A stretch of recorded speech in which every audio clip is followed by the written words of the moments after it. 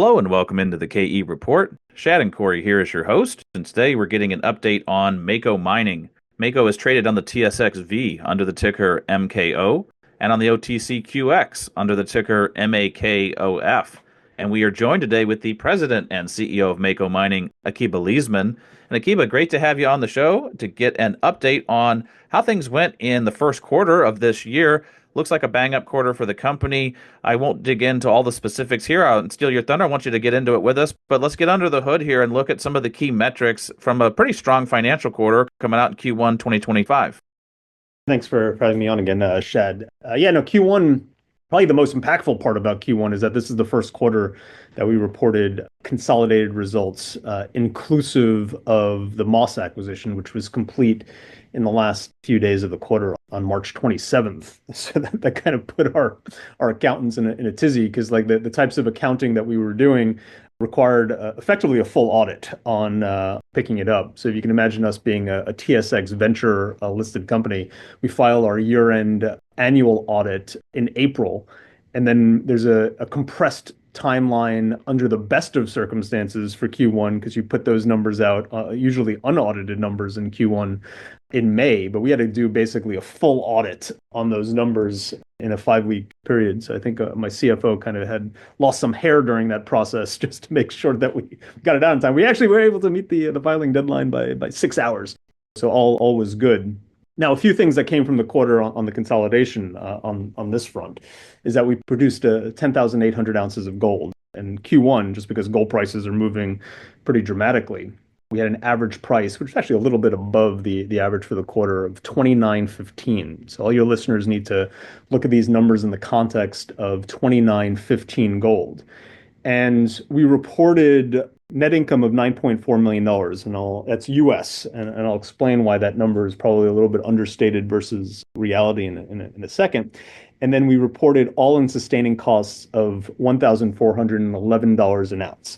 Now, here's the thing about that AISC, and this kind of becomes important with respect to our Q1 accounting, is that when we acquired Moss, there was roughly 935 ounces, 936 ounces of gold and silver, for that matter, sitting on the balance sheet. And because of the types of accounting that we chose to do, we had to mark that acquisition at the market value of that gold. So it was sitting on our balance sheet at roughly US 3.2 million, inclusive of the silver.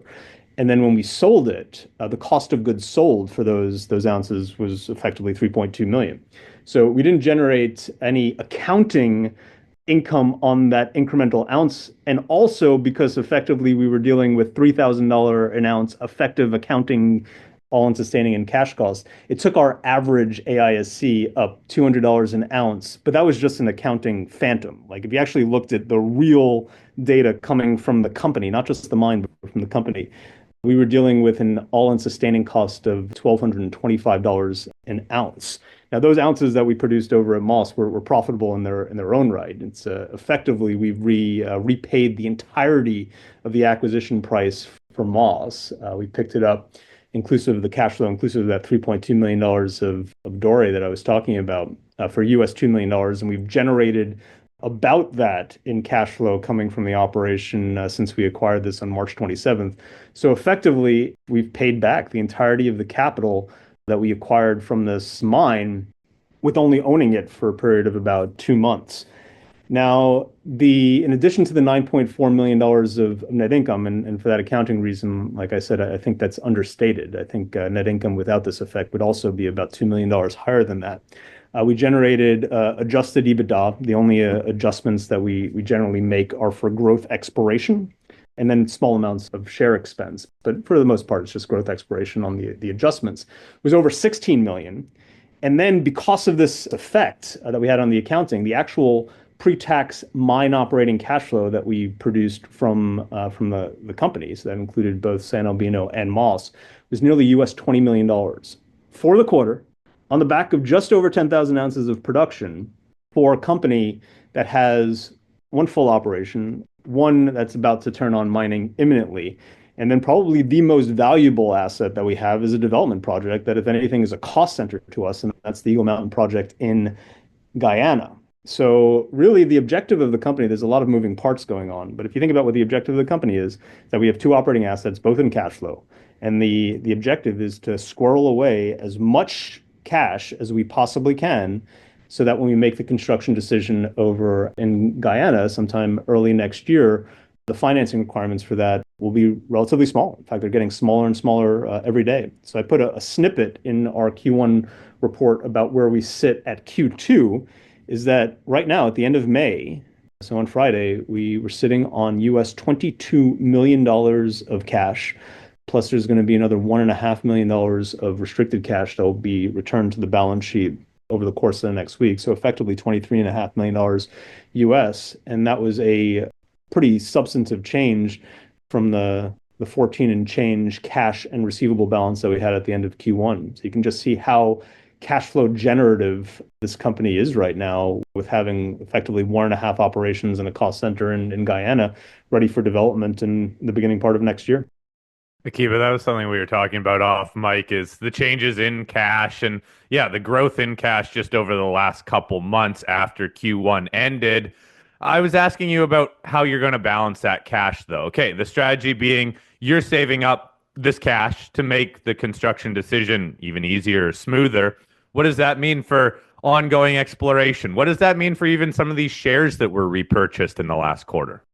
Yeah, I mean, from an exploration perspective, we take the view that when our mines, and for whatever reason, this has always been kind of like a controversial type modus operandi for the industry, is that focus on getting your operations up and running, and then use the free cash flow coming from those operations to explore your property. It was like a head scratcher to me why we got so many complaints about doing that with San Albino 4 or 5 years ago. And for me, it was somewhat obvious, right? So you build your project, you make sure that you get your resources in place so you know exactly what you're mining.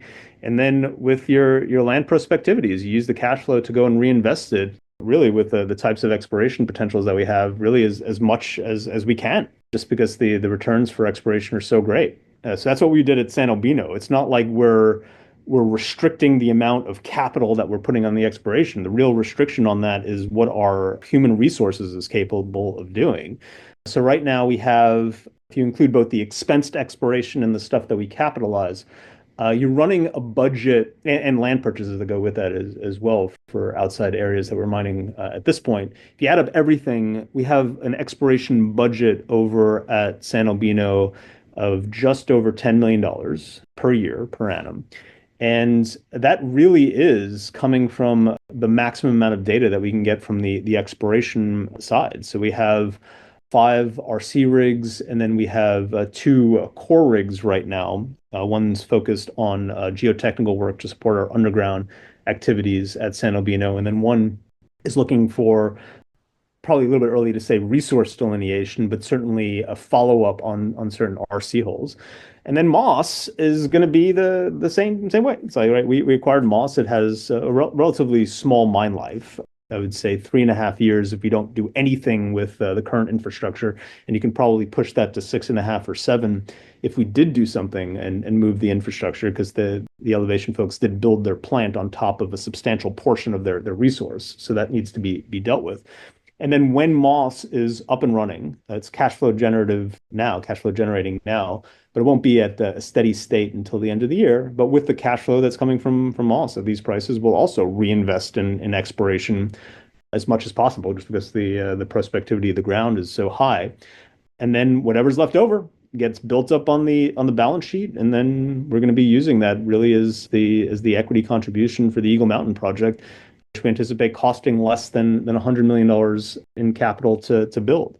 Now, you talk about shareholder returns and share buybacks, and I think the last share purchase we made was probably a little over 2 months ago, thereabouts. So we are tactical, but as I've said from the start when we started this program, this has never been about a capital return policy as it sits right now with Mako. It's really been for tactical reasons that we do this. So we occasionally go into the market if the share price is weak. Likewise, when we bought Gold Source, there was about a million warrants that became deep in the money at one point over the last few quarters that were exercised. So we sometimes use the share buyback to eliminate dilution like that. But if you actually look at our share count over the course of the last 5 years, since we last raised equity capital in July of 2020, other than the 13.1 million shares that we issued to acquire Gold Source, effectively our share balance has been almost exactly flat. Yeah, you've been good stewards of the share count and kept it from blowing out, even when you're doing accretive acquisitions and ramping up operations. And I've often stated that I think the best explorers in the space are producers that have cash flows coming in and revenues that they can plow into exploration. You alluded to all the drilling going on in Nicaragua. Let's maybe start there first, Akiba, as far as an exploration update.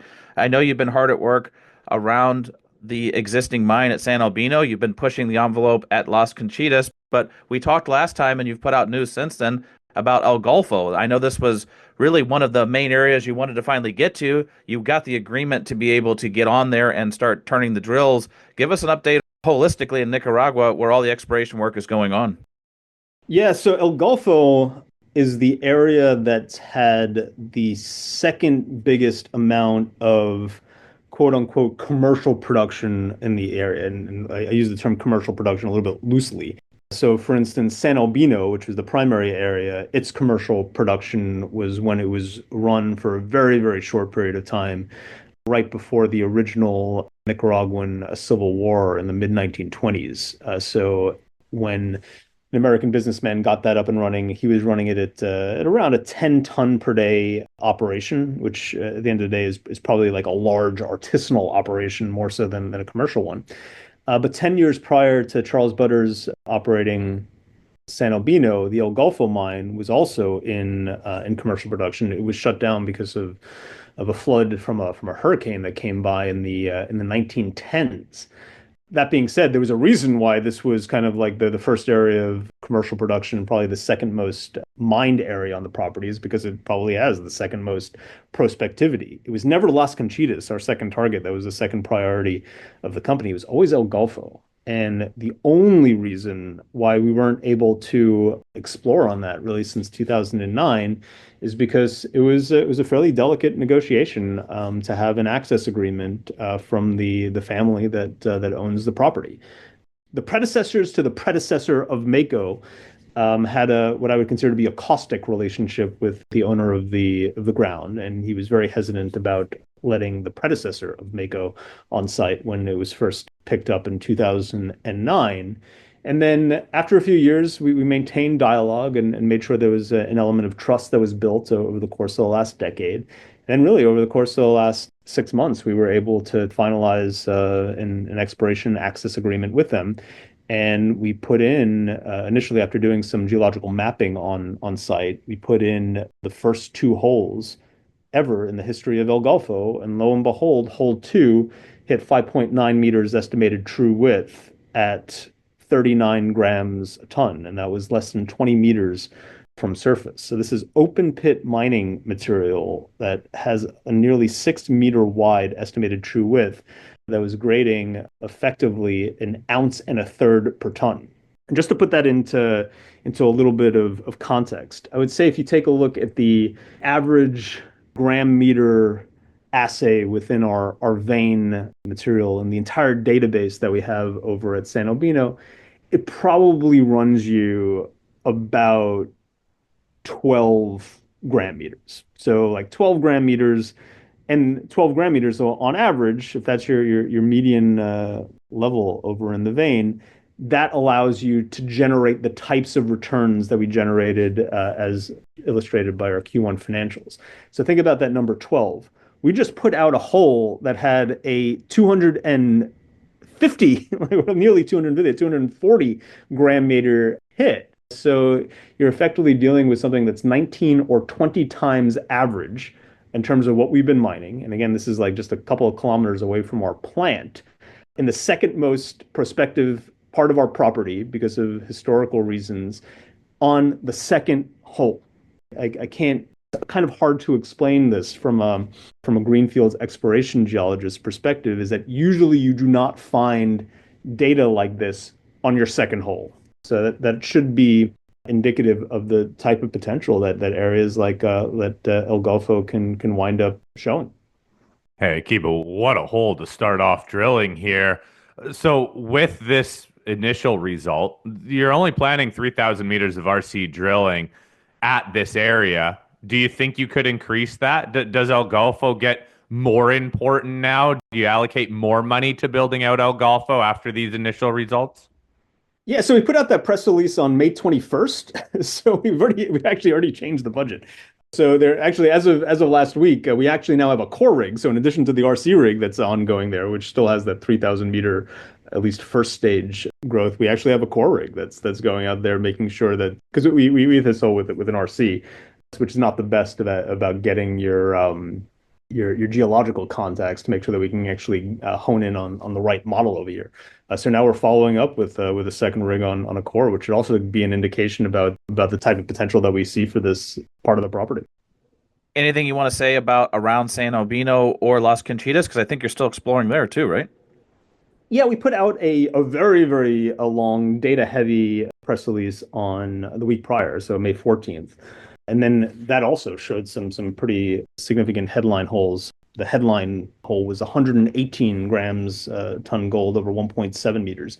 That was in an area called Cruz Grande, which was kind of like it's tucked away in between two pits. This was probably about 100 meters from surface or so. So this will be an area for the underground, but completely outside the resource. And then you can see also within that press release, there were quite a few hits within the Mina Francisco area, which is going to be the first area that we're going to be focusing on from the underground mine. Honestly, the real reason why we put out that press release is because we were excited about the Golfo results, and so we were kind of like we needed to put out like a full data dump of a press release on May 21st. But it shows you that on May 14th. But it shows you what we've been doing over the last year, even though we've been relatively quiet in terms of putting out press releases. We've been actually quite busy on the exploration front and obviously quite busy on the production and acquisition front as well. Any comments you want to make on that new concession, the Tiburon concession that you also picked up that's contiguous to the east and northeast of San Albino? Yeah, we applied for that at the end of 2020, I think. And then we actually got a positive indication that we were going to be granted that concession a while ago. So in like 2023, I want to say. And we needed to go to the registrar office to sign off on it. But because this was not a focus, we actually just tactically didn't sign that document. So we actually got that concession, and partially was to save money on concession taxes, and partially just because we couldn't do any work, and we actually do have some requirements of going on site and doing some exploration work and putting reports to the government. So it was a win-win not to sign that immediately in 2023. The government did officially grant it to us at the end of last year, so 2024.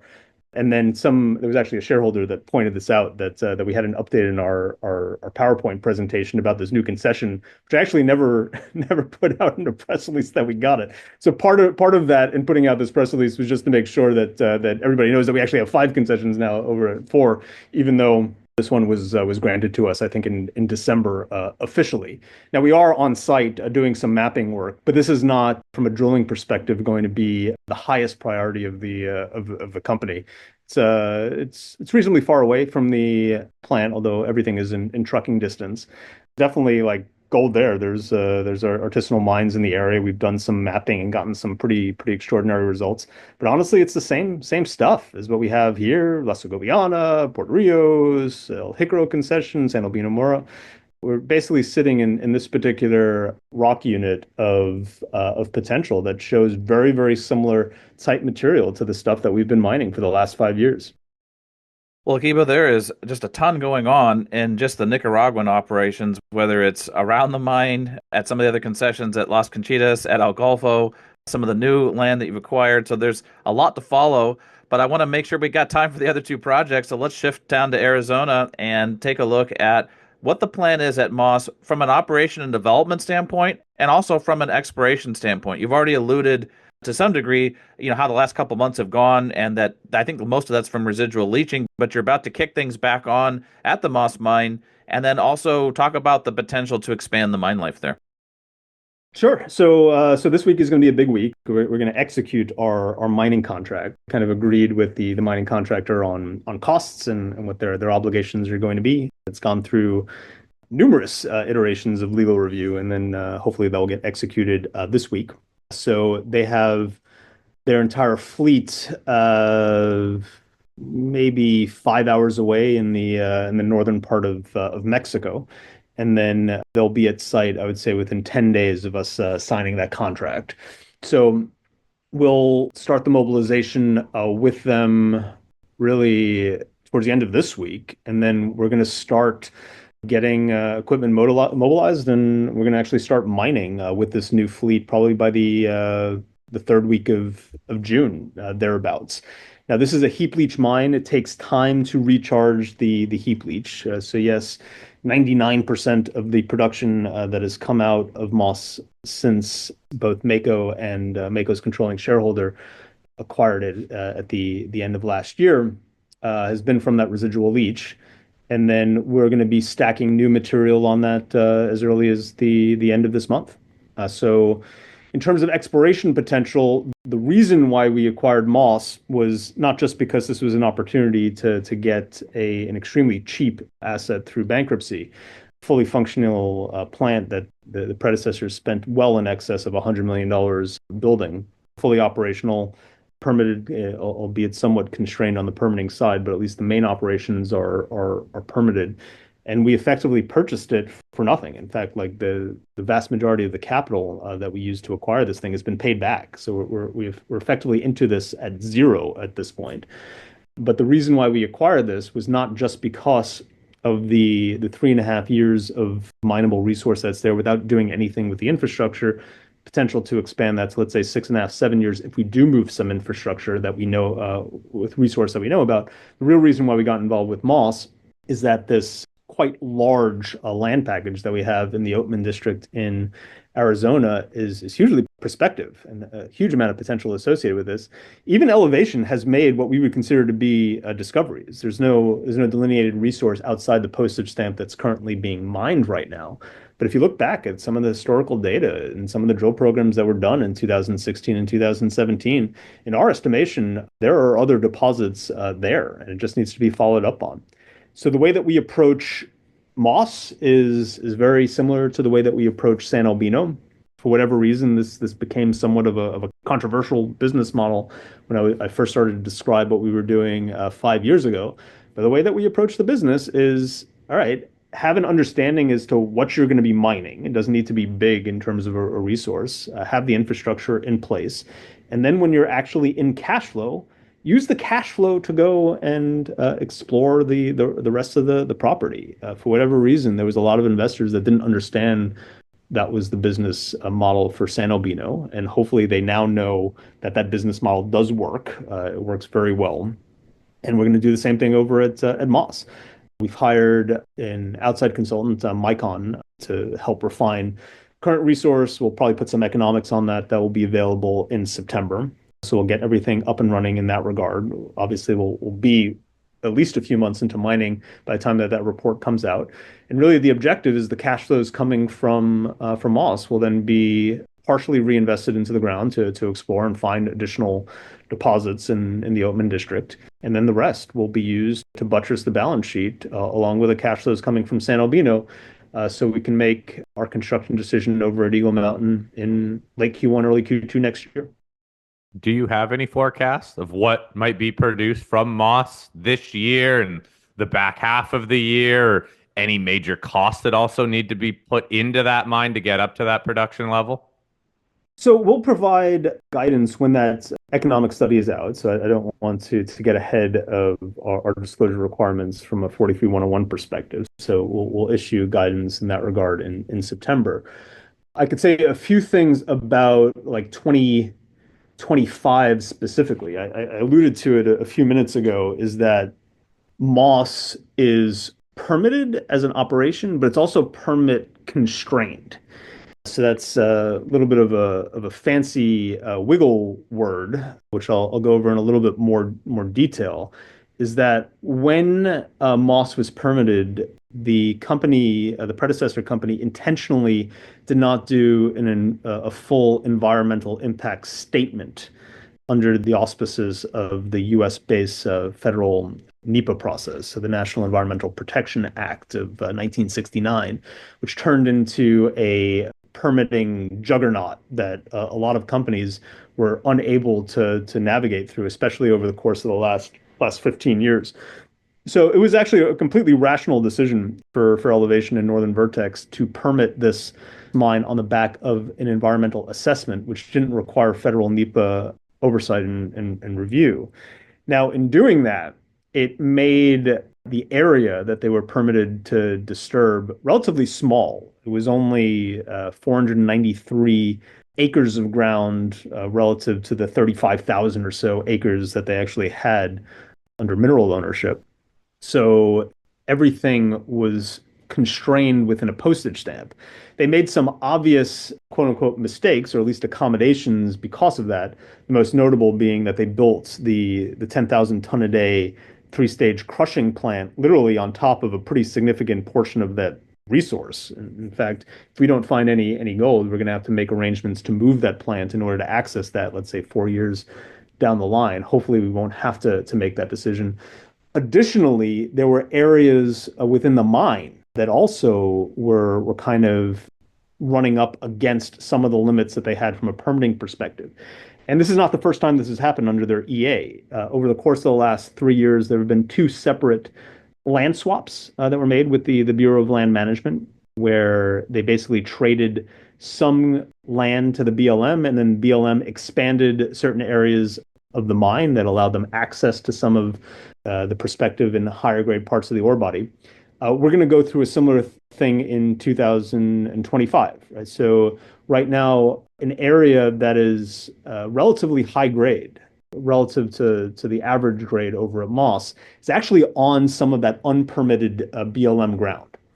So we're operating under the assumption right now, because if you asked me this question 2 years ago before the administration would change over, all of these land swaps would wind up taking like 2 years to get done. And it's very difficult to do in the context of an operation this small to be juggling like that.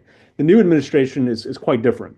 So we expect that we'll be having access to some of that higher grade material, let's say by October or November, but it is a risk. I mean, if we don't get that land swap, we'd be at a relatively lower grade part of the ore body. It will still be profitable, but it'd be less so. But if we can have access to some of that higher grade and accelerate some of those high grade ounces and to capitalize on these prices, man, this is going to be certainly the most accretive deal I've ever seen in the mining space. You effectively buy something for $2 million.